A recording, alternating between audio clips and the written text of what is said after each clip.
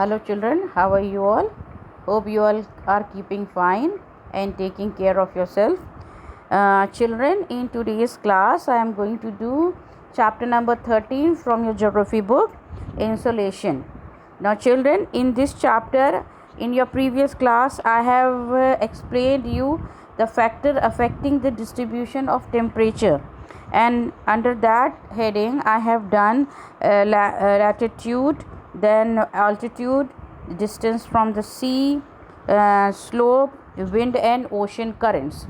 Now children, distance from the sea I will explain you just now, and also the slope and the ocean and sea current. Children, here you can see the distance of the sea, children, is same like when we talk about water cycle, or when we take the sun ray passes through the water to a great depth.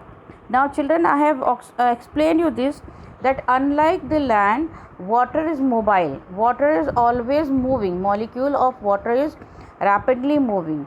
So children, what happens, unlike earth, it get heated up, take time to heat up, because children, some molecule, when they receive the heat of the sun, when they get warm, they move from their place, and then the other molecules of the water, they are heated up. So constantly the molecules are moving, so different molecules, or every time different molecules are receiving the heat of the sun. Whereas what happened with the land, that the heat of the sun is received by a patch of land continuously, because it does not move anywhere. So what happens, they get heated up very quickly, and the water get heated up slowly at the daytime, and then different things happen at night. The air above the sea is cooler during this time, in the night time. When this air blows toward the low pressure area over the land, it lowers the temperature of the air on land. Such cool breeze that blows over the earth is known as sea breeze. Now the breeze, cool breeze that blows from the sea towards the earth, land, is known as sea breeze. And in the afternoon, daytime, when opposite happens from the land, when from the land the warm air moves toward the sea, they are called the land breeze. So children, this is the way how the distance of the sea helps in the movement of the transformation of the air. Now children, next is I will read from your book, children, that the slope of the land also is helpful in the distribution of temperature, children. That again, the same thing, that slope of the land influence the temperature. For example, an area with a steep slope, where it is rapid slope, their temperature then is gentle one. They are not an area with a steep slope experience a more rapid change in temperature than a gentle one. That is why mountain range with an east-west alignment like Alps have a higher temperature on the south facing sunny slope than the north facing sheltered slope. Now similarly, children, temperature may be lower in the valley than higher in the slopes. What happens, why it is in the valley the temperature is cooler? Because children, the cool air above is heavier, so it sinks. When this cool air sinks down, that valley is a place between the two mountains, so the cool air is heavy, this sinks down. That is why the valley area, which is at the lower foot of the mountain, they get cool air and the temperature is reduced. Now children, wind and ocean current, this is the last factor, an important one, that helps in the distribution of temperature. The land mass get heated and cool fast. The water mass, seas, ocean, remain heat for a longer period, because they get heated up slowly, and so they lose heat also very slowly. Equatorial water remain hot and give rise to warm currents, while the polar one cold, and so they give a cool current. The wind from the ocean and ocean current transport heat or cold. Now warm current move from equatorial to the polar edge. Why the warm current move toward from the equator move upward?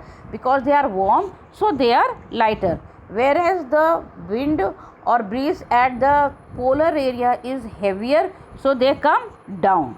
They transport warm water to cooler region. Current which flows from the higher polar latitude to lower latitude in equatorial region carry cool water in warm region. Now children, in the previous chapter where I have done the ocean currents, I have already told you that many continents, though they are cold, very cool cold and covered with snow all the year round, their harbors are or coasts are free from snow or ice just because the warm currents.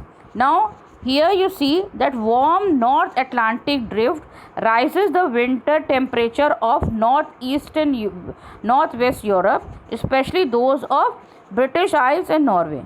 Now due to the influence of warm North Atlantic drift, the port of Bergen in Norway remains open during the winter season, because the warm currents, they prevent the ice from getting piled up at the sea coast.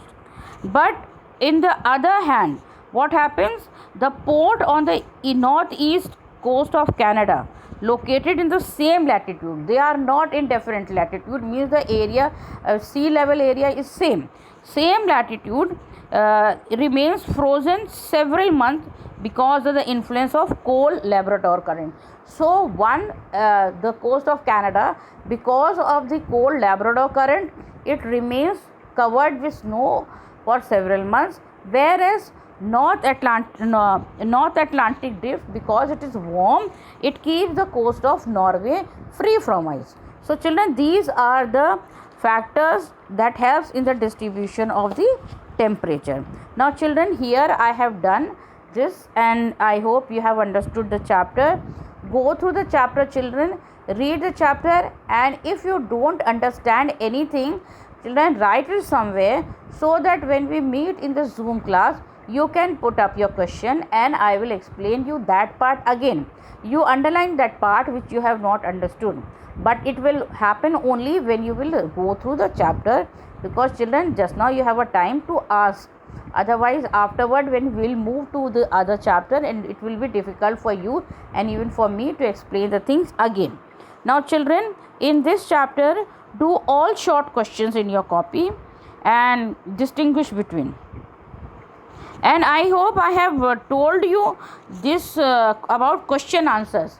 In the previous class for structured question, I have already told you. So children, what you do, you find the answers of structured question, and then I will ask you the question, you give me the answer, and if your answer is right, then you will do in your copy.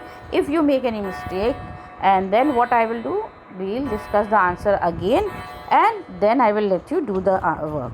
So children, here we come to the end of this lesson, and you all know very well, by the end of this month we will be having our second UT, and in that UT it will be a bit different from first UT. So children, go through your lesson, and syllabus whatever I have taught will come.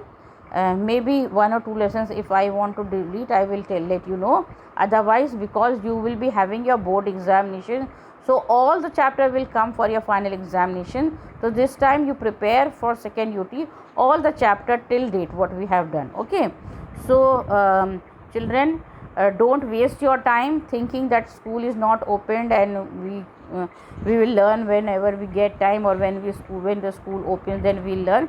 Don't think that way children. Prepare yourself well and learn. Read the chapter well. And children, I told you nowadays I am a bit busy, so I am not asking for your copy. I have given you 1 week's time. I will call you and tell you when to submit your copy, so that I can check your copy. So your work should be complete. As I told you previously that I will give you 15 marks paper test and 5 marks for your copy work. So children, keep your copies in proper shape.